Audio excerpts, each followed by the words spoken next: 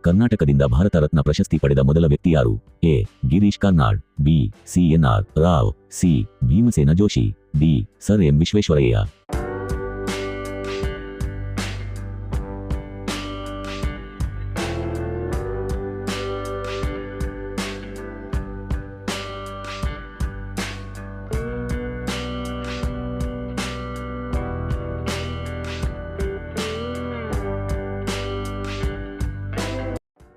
ಕರ್ನಾಟಕದಿಂದ ಭಾರತ ರತ್ನ ಪ್ರಶಸ್ತಿ ಪಡೆದ ಮೊದಲ ವ್ಯಕ್ತಿ ಯಾರು? A. Girish Karnad, B. C. N. R. Rao, C. Bhimsen Joshi, D. Sir M Visvesvaraya.